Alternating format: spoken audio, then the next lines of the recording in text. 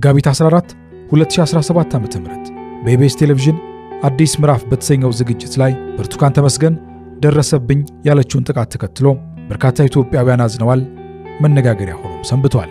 የብርቱካን እውነት ሲገለጽና የተሰራው ድራማ ይፋ ሲሆን ግን በታሪኳ ያዘኑና ከጎኗ የነበሩ ኢትዮጵያውያንን ሁሉ ያስደነገጠ ሆኗል። በተደራጀና በረቀቀ ሁኔታ የቀረበው ይህንን ዝግጅት በግልጽ ቅጥፈቶች የተሞላ ስለመሆኑ የተለያዩ መረጃና ማስረጃዎች መቅረባቸውን ቀጥለዋል። ባለታሪኳ ለፈጠራ ሐሳቧ ማጠንጠኛ የተጠቀመችው የትምህርቷን ሁኔታ አስመልክቶም የትምህርት ሚኒስቴር ማብራሪያ ሙሉ ቃል እንደሚከተለው ይቀርባል። ሰሞኑን በማህበራዊ ሚዲያ መነጋገሪያ ስለሆነችው ብርቱካን ተመስገን ከበደ ከከፍተኛ ትምህርት ተቋማት ጋር ግንኙነት ስላለው ማብራሪያ መስጠት አስፈላጊ ሆኖ ተገኝቷል። በስም ተጠቃሽ በ2012 ዓ.ም የ12ኛ ክፍል ተማሪ የነበረች ቢሆንም የብሔራዊ ፈተናው በወቅቱ በተፈጠረው ዓለም አቀፍ የኮቪድ ወረርሽኝ ምክንያት ከየካቲት 29 እስከ መጋቢት 2 2013 ዓ.ም እንዲሰጥ መደረጉ ይታወሳል። ተማሪዋም በዚሁ ጊዜ በአማራ ብሔራዊ ክልላዊ መንግስት በምስራቅ ጎጃም ዞን በሞጣ መሰናዶ ከፍተኛ ሁለተኛ ደረጃ ትምህርት ቤት ፈተና ወስዳ 392 ውጤት በማምጣት በ2013 ዓ.ም የትምህርት ዘመን ሐረማያ ዩኒቨርሲቲ ምደባ ተደርጎላታል። ሆኖም ግን ወደ ተመደበችበት ዩኒቨርሲቲ ያልሄደችና ያልተመዘገበች ሲሆን ወደ ሐዋሳ ከተማ በማቅናት በተከታታይ የትምህርት ፕሮግራም ወይም ኤክስቴንሽን ተመዝግባ በአካውንቲንግና ፋይናንስ የትምህርት ክፍል በሐዋሳ ዩኒቨርሲቲ የመጀመሪያ ዲግሪ ፕሮግራም ከግቢ ውጭ ሆና ትምህርቷን ስትከታተል የነበረችና ትምህርቷንም ሳትጨርስ ያቋረጠች መሆኑን ከሐዋሳ ዩኒቨርሲቲ የተገኘ መረጃ ያረጋግጣል። በተቃራኒው በኢቢኤስ ቴሌቪዥን ስርጭት በተላለፈው ፕሮግራም ግለሰቧ በሐሮማያ ዩኒቨርሲቲ ተመድባ ወደ ሐሮማያ በመጓዝ ላይ ሳለች አውቶቡስ ውስጥ ባገኘቻት ደምቢዶሎ ዩኒቨርሲቲ ተመድባ በመጓዝ ላይ ካለች ሌላ ተማሪ ጋር በመነጋገር ሐሮማያ ዩኒቨርሲቲ የነበራትን ጉዞ በመሰረዝ ወደ ደምቢዶሎ ዩኒቨርሲቲ ሄዳ ለመማር ተመዝግቤያለሁ ማለቷ ከእውነታውና ከአሰራር ውጪ የሆነና በፍጹም ወደ ደምቢዶሎ ዩኒቨርሲቲ ያልሄደችና ምዝገባም ያላደረገች መሆኑ የዩኒቨርሲቲው መረጃ ያስረዳል። በዚህ አጋጣሚ ማንኛውም አይነት የአዲስ ተማሪዎች ምደባ የሚከናወነው በትምህርት ሚኒስቴር ብቻ እንጂ በዩኒቨርሲቲዎች ደረጃ የማይፈቀድ መሆኑንም ለማሳወቅ እንወዳለን። በመሆኑም 1. በማህበራዊ ሚዲያው የተሰራጩ ያሉ መረጃዎች በከፍተኛ ትምህርት ተቋማቱ ጋር ካለው እውነታ ውጪ የሆነ መሆኑን እንገልጻለን። ይህንኑ የሚያረጋግጡ መረጃዎችም ከዚህ ማብራሪያ ጋር ተያይዘዋል። 2. ይህንን የተሳሳተ መረጃ መሰረት በማድረግ በውስን ዩኒቨርሲቲዎች የመማር ማስተማር ስራውን ለማስተጓጎል የተለያዩ ሙከራዎች ተደርገዋል። እንደሚታወቀው የከፍተኛ ትምህርት ተቋማት የመማር ማስተማር የምርምርና የማህበረሰብ አገልግሎት ስራዎች የሚከናወኑባቸው ዕውቀትና እውነት የሚሰርጽባቸው በእውነትና በእውቀት የሚመሩ ዓለም አቀፍ ተቋማት መሆናቸው ሊታወቅ ይገባል። 3. የኢትዮጵያ ብሮድካስቲንግ ሰርቪስ ኢቢኤስ ከዚህ ቀደም እንደሚያደርገው እንደ ማንኛውም ሚዲያ ጉዳዩን ከማሰራጨቱ በፊት ከዩኒቨርሲቲዎቹ ወይንም ከትምህርት ሚኒስቴር ያገኘውን መረጃ ማጣራት ሲገባው ይህንን ጉዳይ ሳያጣራ በቀጥታ አየር ላይ መዋሉ ህዝቡን ከማሳሳት ባሻገር የዩኒቨርሲቲዎቹን ገጽታ በማበላሸትና በማጠልሸት ከፍተኛ ጉዳት ያደረሰ በመሆኑ ኃላፊነቱን ሊወስድ ይገባል። ስለሆነም እንደዚህ አይነት የፈጠራና የሐሰት ቅንብሮችን መሰረት አድርጎ በከፍተኛ ትምህርት ተቋማት ላይ የሚደረግ የመማር ማስተማር እንዲሁም የምርምር ስራዎቻቸውን ሊያውኩ የሚችሉ ማንኛውም አይነት እንቅስቃሴና ተግባር ፍጹም ተቀባይነት የሌላቸውና ይህንንም ሆን ብለው በሚፈጽሙና በሚገፉ አካላት ላይ ከፍተኛ አስተዳደራዊ እርምጃ አለፍ ሲልም በተቋማቱ ንብረትም ሆነ በሰው ላይ ለሚደርስ አደጋና ጉዳት ህጋዊ እርምጃ የሚወሰድ መሆኑን ሚኒስቴር መስሪያ ቤቱ ማሳሰብ ይወዳል። በዚሁ አጋጣሚ የዩኒቨርሲቲዎችና የአካባቢው ማህበረሰብ እንዲሁም ተማሪዎች ዩኒቨርሲቲዎች የተቋቋሙበት መሰረታዊ ተልእኮችን በመረዳት የተቋሙን ደህንነትና ቀጣይነት ለማረጋገጥ ተገቢውን ጥበቃ እንድታደርጉ ካደራ ጭምር እናሳስባለን። ትምህርት ሚኒስቴር መጋቢት 19 2017 ዓ.ም።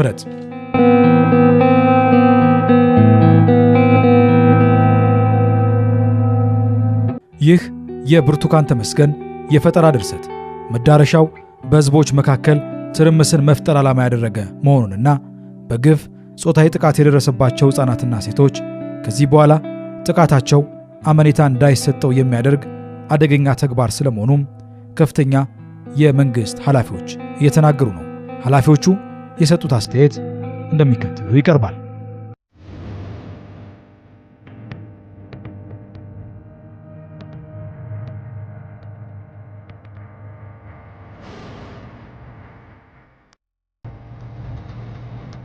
ስሜት ቀስቃሽ ኮርፖሪ የሆኑ ጉዳዮች ተለይቶ በመውጣት በማህበራዊ ሚዲያ ላይ የሚደረጉ ጉዳዮች ምን ያህል ያልተገባ መረጃን ለማህበረሰቡ በማቀበል አላስፈላጊ የሆኑ ማህበራዊ ችግሮች እንዲፈጠሩ ያደረገበት ሁኔታ እንዳለ መመልከት ችለናል። በቅርቡ በኢቢኤስ በቀረበው ታሪኩን ሁላችሁም ሰምታችሁታል። እንግዲህ ልብ በሚነካ መንገድ ድርሰት በደንብ ተደርጎ ተሰርቶ ላልተገባ የፖለቲካ ትርፍ ለማግኘት ጥቅም ለማግኘት ተደርጎ የቀረበበት ሁኔታ በእጅጉ የምናወግዘው መሆንም የማይገባው ኢሰብአዊ የሆነም ድርጊት ነው ብለን ነው የምናምነው። ምክንያቱም የሴቶችና ህፃናትን ጥቃት መከላከል የምንችለው በእንደዚህ አይነት መንገድ አይደለም። በብርቱካን ታሪክ ውስጥ የግፈኝነትን ጥግ ብቻ ሳይሆን ግፍን የፈጸሙ ሰዎችንም ጭምር ነው አብሮ ሜንሽን እያተደረገ ናሬት እየተደረገ የመጣው። አንድ ሰው በአንድ ሰው ላይ ያደረገውን ብቻ አይደለም፣ ከሌ ብሔር በከሌ ብሔር ላይ ነው። ሰው ዋነኛው ፍላጎቱ የብሔር ግጭትን የመቀስቀስ ኢንተረስት ኑሮት ነው የተሰራው። ነገር ግን ኦሮሞና አማራ እንዳይበጠሱ ነው የተጋመዱ ናቸው። አንዳቸው በአንዳቸው ውስጥ ያሉ ናቸው፣ የሚኖሩ ናቸው። በኦሮሞ ውስጥ አማራ አለ፣ በአማራ ውስጥ ኦሮሞ አለ፣ በአማራ ውስጥ ትግራይ አለ፣ በትግራይ ውስጥ አማራ አለ። ይሄ መቼውንም ቢሆን ፖለቲከኞቹ ብንሄድ ብንመጣ ብንቆርጥ ብንቀጥል በፍጹም ልንቀይረው ማንችለው የህዝቦቹ አንድነት እና በታሪክ እየተፈጠረ የመጣው ትስስር ነው። ነገር ግን አሁን ሐሳብ ያለቀባቸው የህብረተሰቡ ዕዳ የሆኑ ጽንፈኛ ኃይሎች ሌላ መከራከሪያና መነጋገሪያ ስለሌላቸው ማስፈጸሚያ የፍላጎት ማስፈጸሚያ ስልታቸው ብጥብጥ ቀውስ ስለሆነ በአንድም በሌላ መንገድ ዘመቻ አንድነት ዘመቻ ወዘተ ምናምን ብለው የሚፈጥሯቸው ንቅናቄዎች ህዝቡ አውቆ አስተውሎ አብሮ እንደማይቆምና እንደማይሰለፍ ሲያውቁ ህብረተሰቡን ለመቀስቀስ እንዲህ አይነት አጀንዳዎችን የማዘጋጀት የመስጠትና ህዝቡ አጌንስት ሂዝ ኢንተረስት እንዲቆም በራሱ ፍላጎት ላይ ተጻሮ እንዲቆም የመፈለግ ነው። ነገር ግን ይሄ አልሆነ። ባለፉት 5-6 ዓመታት በተደጋጋሚ አጀንዳ ይሁን ወደ ህዝብ የሚመጡ የተለያዩ ጉዳዮች አሉ። ህዝባችን እረፍት እንዳይኖረው በደራሽ አጀንዳ ተጠምዶ ተሳክሮ በጉዳዮች ላይም ክላሪቲ እና የጠራ ግንዛቤ እንዳይኖረው ሁሌም በእንደዚህ አይነት የመሳከር ሂደት ውስጥ እንዲገባ ሰላሙ እንዳያረጋግጥ የተሻለ ልማት እንዳያመጣ ለማድረግ ከፍተኛ የሆነ ስራ ሲሰራ ቆይቷል። እንደምናስታውሰው ለውጡ ከመምጣቱ በፊት በኢኤንኤን ሚዲያ ላይ የተላለፈ አደገኛ የሆነ መልእክት ነበር። ይሄም በተለይ የአማራና የኦሮሞ ህዝቦች ወጣቱን ስሜታዊ በማድረግ በጥርጣሬ ውስጥ እንዲተያዩ ሲቻልም ግጭት እንዲፈጠር ከፍ ያለ መጠን ያለው ግጭት እንዲፈጠር ለማድረግ ወደ ህዝብ የተወረወረ አጀንዳ በጣም አደገኛ አጀንዳ ነበር። እንግዲህ እሱን እንግዲህ በአንድም በሌላ መልኩ ወደዛ ሳይገባ ቀርቷል። እንደዚህ አይነት አቴምፕቶች በየጊዜው ፖፕአፕ ያደርጋሉ። የተለያዩ ድርጊቶች ስቴጅ ይደረጋሉ እና ይሄ በሁለቱ ህዝቦች በተለይ ማዕከል ያለውን ግንኙነት ለማሻከር ጥርጣሬን ለማስፈን የሚደረጉ አጀንዳዎች ናቸው ብዬ ነው የምወስደውና አጠቃላይ የብርቱካንን ሁኔታ ተከታትለናል። እንግዲህ መጀመሪያ ላይ ወደ አእምሮአችን የሚመጣው ሁሉም ሰው መቼም ሰው ምክንያታዊ ብቻ ሳይሆን ስሜትም ያለው ፍጥረት እንደመሆኑ መጠን ሁሉም ሰው በዛ ስሜት ላይ ቆሞ ጉዳዮችን በቅጡ ሳይገመግም መረጃ ሳይኖረው ትክክለኛ ልኬት ሳይኖረው ግብታዊ ሆኖ ወደ አልተፈለገ አቅጣጫ እንዲነጉድ ያደርጋል። እንደዚህ አይነት ጉዳዮች አደገኛ ናቸው። እንደዚህ አይነት ጉዳዮች ታስቦባቸው በጣም ተመክሮባቸው ኢንቨስት ተደርጎባቸው የሚፈጠሩ ጉዳዮች ናቸውና በመሰረቱ አንደርማይን አይደረጉም። ጥቃትን ደግሞ መሰረት አድርጎ ተገቢ ያልሆነ የፖለቲካ ገበያ ማራገቢያ ማድረግ ግን እጅጉን ከሰዋዊ ስብዕና ውጪ ኢሞራል የሆነ ጉዳይ ስለሆነ ይሄንን የሚዲያ አካላትም የሚመለከታቸው ከግለሰብ አንስቶ የምንጠቀመው የሶሻል ሚዲያ በትክክለኛው መንገድ ለህዝቡ ግንዛቤ በሚፈጥር መንገድና ችግሩን ሊፈታ በሚችል መንገድ ብናደርገው የተሻለ ይሆናል። ምክንያቱም በተለይ እነዚህ የጾታዊ ጥቃት በሚፈጸምበት ሰዓት የሚደርሱ ችግሮች በትክክለኛውና በአግባቡ አድሬስ እንዳይደረጉ ጋፕ ይፈጥራል። አሁን እንዳየነው እንግዲህ የተቀናበረ ትክክለኛ ያልሆነ በድራማ መልክ የተሰራ የህዝቡን ስሜት ኮርኩሮ አላስፈላጊ ግጭቶችን ለመፍጠር የተደረገ ጥረት እንደሆነ እናያለን። ይሄ አገርን ነው የሚያፈርሰው፣ ለማንም ጥቅም የለውም። ምናልባት ሊጠቀሙ የሚችሉ ጥቂት ጽንፈኛ ግለሰቦች አስተሳሰቡም ያላቸው ግሩፖች ሊሆን ይችላሉ። ይሄ ተጠቂን እንደዚሁም ደግሞ ማህበረሰቡን ሀገርንም የሚያፈርስ ቤተሰብን የሚያፈርስ እንደሆነ በግላጭ አይተናል። ከግለሰቧም ህይወት ከሰጠችው ምስክርነት የሚታየው እንግዲህ የከበረ ትዳር የነበራት ቤተሰብ የነበራት በማህበረሰቡም ዘንድ ደግሞ ቤተሰቦቿም የተከበሩ የነበሩ ምን ያህል እንግዲህ ሶሻል ክራይሲስ የሚፈጥር ሁኔታ እንደሆነ ማየት ችለናልና እውነተኛ ተጎጂዎች ተገቢውን እርዳታ ወይም ድጋፍ እንዳያገኙ ይሄም ውሸት ሊሆን ይችላል የሚል ቅንብሮች ውስጥ እንዲገባም አስተሳሰብ ውስጥ እንዲገባም ያደርጋል። እኔ በተለይ የአማራን ህዝብ ስወስድ ባለፉት ጥቂት ዓመታት በማያባራ አጀንዳ ውስጥ እንዲዘልቅ እየተደረገ ነው ያለው። መሰረታዊ የሆኑ የፍትሃዊነት ጥያቄዎች በፊትም ያነሳቸው ጥያቄዎች በርካታ ጥያቄዎች አሉት። እነዚህ ጥያቄዎቹ ተገቢው መድረክ አግኝተው እንዳይደመጡ ለማድረግ ከፍተኛ የሆነ በአንድም ይሁን በሌላ መልኩ ርብርብ ይደረጋል። በድራሽ አጀንዳ ታስሮ እንዲቆይ ለማድረግ ከፍተኛ የሆነ ስራ ይሰራል። ይሄም በህዝብ ስም ይደረግ ነው። እነዚህ አጀንዳዎች እንዳልኩት አንዳንዱ ተወናብዶ ባለማወቅ፣ አንዳንዱ ደግሞ ተልዕኮ ወስዶ የሚፈጽመው ጉዳይ ነውና የብርቱካኑ ጉዳይ ስናይ ህዝባችን በአጠቃላይ የእሷን አይነት የድራማ ሰለባ የሆነበት ሁኔታ ዛሬ ላይ በእርግጠኝነት መናገር እንችላለን። በዚህ ሁኔታ ፖለቲካ መስራት ሰርቫይቭ ማድረግ የሚፈልጉ የተለያዩ አካላት ይኖራሉ። ህዝቡ ይሄን መክቶ በሚፈጠሩ ደራሽ ጉዳዮች ላይ ተገቢውን ግምገማ እያደረገ እየመረመረ አቋም እንዲይዝ ማድረግና መታገል ያለበትን አካልም እንዲታገል ያስችላል ማለት ነው። እንደዚህም ነው መሆን ያለበት። ምናልባት አማራ ክልል አይታችሁ ከሆነ ሰዎች በጅምላ ተገለዋል። 30 ምናምን ሰዎች በአንድ ጀንበር ተገለዋል። መምህራን ተገለዋል፣ ተማሪዎች ተገለዋል፣ ታግተዋል፣ ሴቶች ተደፍረዋል። ይሄ ኢፍትሃዊነት በእያንዳንዳችን ቤት ውስጥ እንዳለ ኢፍትሃዊነት ሁሉም ሰው ተንገብግቦ ይሄ ለምን ሆነ፣ በኢትዮጵያ ምድር ውስጥ ይሄ ለምን ተፈጸመ ብሎ መቆም አለበት። ሶሻል ሚዲያዎቹ፣ መደበኛ ሚዲያዎቹ በዚህ ላይ መስራት አለባቸው። የትኛውም ኮርነር ላይ የሚፈጸም ተመሳሳይ ድርጊት ከየትም የመጣ አይደለም፣ ከአውሮፓ የመጣ አይደለም፣ ከአሜሪካ የመጣ አይደለም፣ ወይም ከአረብ ሀገር የመጣ አይደለም። በራሳችን ወንድሞች የሚፈጸም እኩይ ድርጊት እስከሆነ ድረስ ይሄ ነገር ትክክል አይደለም።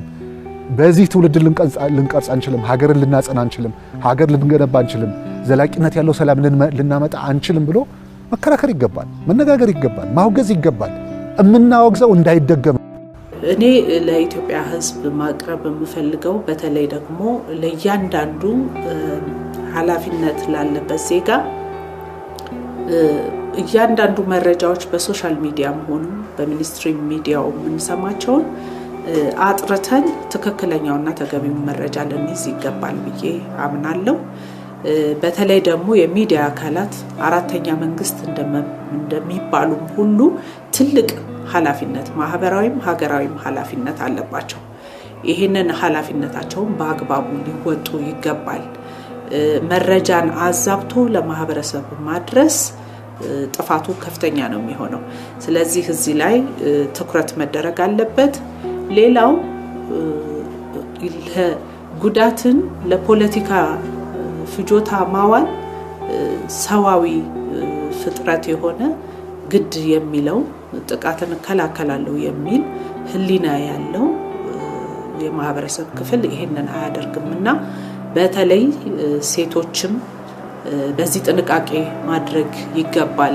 ለአልባሌ ጉዳዮች ለጊዜያዊ ጥቅሞች እንደዚህ አይነት ጉዳዮች በሚነሱበት ሰዓት እንግዲህ አንድ ስብዕና እንዳለው ሰው የራስንም ህይወት ለማዳን የሌላውንም ለመታደግ ከፍተኛ የሞራል ዲሲፕሊን ያስፈልጋል ብዬ አምናለሁ። ኢትዮጵያን ለማፍረስ የፈለጉ ኃይሎች፣ የኢትዮጵያን መዳከም የሚያልሙ ኃይሎች፣ ሐሳብ የሌላቸውና የህብረተሰብ ዕዳ የሆኑ ኃይሎች ቢችሉ በጠመንጃ ፈሙስ ካልቻሉ ግን በውሸት ትርክት ህዝብን በህዝብ ላይ ህዝብን በመንግስት ላይ እንዲነሳ ለማድረግ የማይቆፍሩት ጉድጓድ የማይቧጥጡት ሰማይ እንደሌለ መረዳትና እውነታውን ከተሳሳቱና ከተዛቡ መረጃዎች መለየትና ትክክለኛና ፍትሃዊ የሆነ ሐሳብ መያዝ ከማህበረሰብ የሚጠበቅ ቀዳሚ ጉዳይ ነው ብዬ አስባለሁ። አንደኛው። ሁለተኛው ህዝብ ሰላም ይፈልጋል፣ ህዝብ ልማት ይፈልጋል። ሰላምና ልማት በግጭት አይመጣም። መጀመሪያ አካባቢ ከግጭት ነፃ መሆን መቻል አለበት። ህዝቡ ከመንግስት ጎን መቆም ይኖርበታል። አጥፊዎችን አጋልጦ መስጠት ይኖርበታል። በመንግስት ተጠያቂነትን ለማስፈን በሚሰራቸው ስራዎች ውስጥ የህዝቡን ድርሻ መወጣት ተገቢ ነው የሚል እምነት አለኝ። ሁለተኛው በመንግስት በኩል ያለው ነው። መንግስት ለህዝቡ ትክክለኛ መረጃ በወቅቱ ማድረስ አለበት። ተጠያቂነትን ማስፈን ይገባል። ማንም ይሁን ማን አጥፍቶ እስከተገኘ ድረስ መጠየቅ መቻል አለበት። በሌላ በኩል በሰላማዊ መንገድ ችግሮችን ለመፍታት ከጽንፈኛ ኃይሉ እንደሚጠበቀው ሁሉ መንግስትም ችግሮችን በሰላማዊ መንገድ ለመፍታት የመጀመሪያውና ትልቁ አማራጭ አድርጎ መጠቀም አለበት። ይህንንም እያደረገ ነው። ግን በዘላቂነት ይህንን ማስቀጠል ይኖርበታል። ኢትዮጵያ ውስጥ የሐሳብ የበላይነት ቦታ እንዳይዝ ካደረጉ ጉዳዮች መካከል አንዱ ጠበንጃና ጠበንጃኝነት ነው። ከዚህ ነፃ የማድረግ ኃላፊነት የመንግስት ነው። ስለዚህ መንግስት በሚያደርጋቸው ማንኛውም እንቅስቃሴ ህዝቡ መተባበር አለበት። ተጠያቂነትን ማስፈን ያስፈልጋል። የሁለቱ ሲነርጂ የሁለቱ ቅንጅት ጠንካራ ሀገር ለመገንባት ሉዓላዊነቷ የተረጋገጠ ሀገር ለመገንባት ነገ ከነገ ወዲያ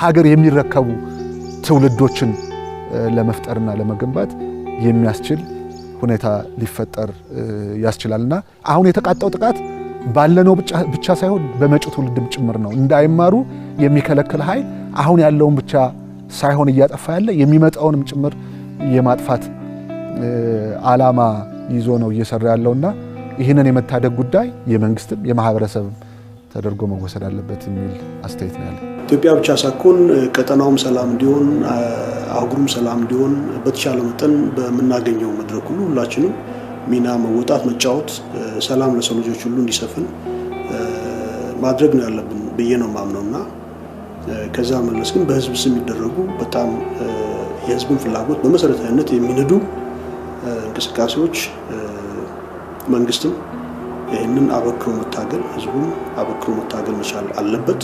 ይህን ስናደርግ ብቻ ነው የምንፈልገው ሰላም፣ ልማት የሚመጣው ተጠናክሮ የሚቀጥለው ብዬ አምናለሁ።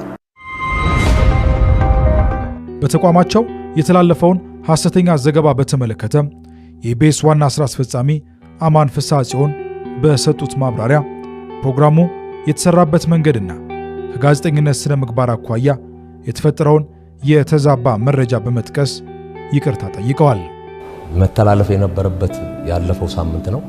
ይሄኛው ሳምንት ሳይሆን የበፊቱ ሳምንት ነበር። ግን ይሄ ሁሉ አልቆ ለብሮድካስት ሬዲ ነው ሲባል ልጅቷ አይ ይሄን ሳምንት እለፉኝ፣ የሚቀጥለው ሳምንት ይደረግልኝ፣ ለምን ይሄን ሳምንት አይተላለፍ አልሽኝ ብሎ ሲጠይቃት አይ ወደ አገር ቤት ሄጄ መውረስ ያለብኝ ንብረት ስላለ ይሄ ፕሮግራም ከተላለፈ በኋላ ጫና ሊያመጣብኝ ይችላል የሚል መልእክት ትነግረዋለች። አሁን እኛ ምንድነው እነዚህ ስቶሪዎች ባይ ዘ ዌይ መታወቅ ያለበት በግለሰቡ ኮንሰንት ነው የምንሰራው። ይህንን ኮንሰንት አስፈርመን ለመቀረጽም ለመተላለፍ መብቱን ሰጥቻችኋለሁ የሚል ኮንሰንት ከፈረሙ በኋላ ከዛ በኋላ ነው ወደ ቀረጻ የምንገባው። ግን የራሳቸው ታሪክ ስለሆነ የራሳቸው ታሪክ ስለሆነ አታስተላልፉ ሲሉን ካስተላለፍ ነው ሊከሱን ይችላል እና ያንን ሪስፔክት አድርገን የሚቀጥለው ሳምንት ማለት ይሄን አሁን ያለፈው ሳምንት ይሄ ፕሮግራም እንዲተላለፍ ይደረጋል። ከተላለፈ በኋላ ልጅቷ በአንድ ሰዓቱ ነው በሁለት ሰዓት ውስጥ ትደውልና ለዳይሬክተሩ አውርዱልኝ ሊገሉኝ ነው። እነማን ናቸው? አይ ሊገሉኝ የሚፈልጉ አካሎች አሉ፣ ይሄ ፕሮግራም ካልወረደ ነፍሴን አጣለሁ ወይ ራሴን እገላለሁ ትላለች። አሁን በኮንሰንት ስለሆነ እዚህ ላይ ምን ትለናለች? ባለቤቴ ኦኬ አሁን ፈርዘር ልንሄድ እንችል ነበር እንዴ ኦሬዲ ተቀርጸሻል ወደ ላይ ተላልፏል ብለን ልንይዘው እንችል ነበር። ግን ባለቤቴ ብላ አንድ ትልቅ ኩዌስችን ማርክ ኦኬ ታስነሳለች። ባለቤቷ የሚቀርብና አውርዱልኝ ይላል። ይሄን ስንሰማ ይሄ ስቶሪ ትክክል አይደለም። ባለቤት የለኝም ብላ ነበረች። ልጅ አቅፋለች።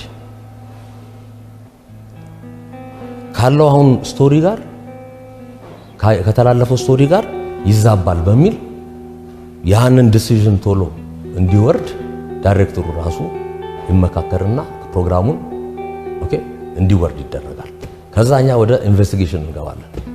እንደ ጋዜጠኛ ሙያ የጎደሉ በጣም ብዙ ነገሮች አሉ መሟላት የነበረባቸው።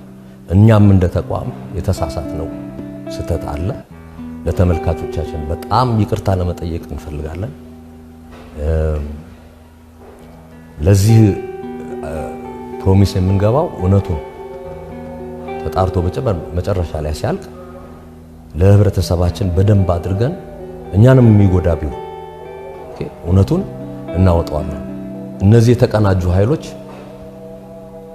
በአንድ ሴግመንት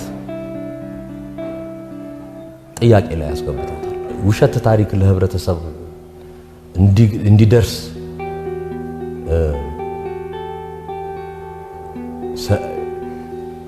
ስለታለልን ኦኬ እኛም አስተላልፈን ወደ ህብረተሰቡ ስላቀረብን በጣም በዚህ ፕሮግራም ስፔሻሊ በአዲስ ምዕራፍ ላይ እምነት ሊታጣ ይችላል። ከዚህም አልፎ የቤዚክ የሆኑ የጋዜጠኛ ሙያዎች ራሱ ሲተላለፉ ከኤዲቶሪያል ፖሊሲያችንም ሲወጡ ኮንትሮል ያደረግንበትም ሜካኒዝም ጥያቄ ላይ ገብቷል። ፌደራል ፖሊስም ይሁን ሌሎችም አካላት እየሄዱበት ያሉት የማጣራት እንደገና በዚህ ትልቅ እንግዲህ ህብረተሰብ ጋር ሊያደርስ የሚችል ውዥንብር ፈጥሮ አገርን ራሱ ሊያቃጥል የሚችል ኢሹ በማስተዋልም ሆነ ባለማስተዋልም ለሄዱበት እና ይሄንን ደግሞ ሲያደርጉ ከሌላ አካል ጋር ለጥቅም አድርገው ለጥቅም ሆነው የሰሩ የኛ አባላት ካሉ እኛም ራሳችን አስተዳደራዊ ዲሲዥን እናደርጋለን። እንደገና ደግሞ መረጃ መስጠት ያለብን በሞላ መረጃ ለመስጠት ዝግጁ ነን። ይሄን ስናደርግ ብቻ ነው ለሁሉም እኛ ቤት ውስጥ ላሉትም አስተማሪ መሆን የምንችለው፣ ለሌላው ሚዲያ አገር ውስጥ ላለነው ሚዲያዎች አስተማሪ የሚሆን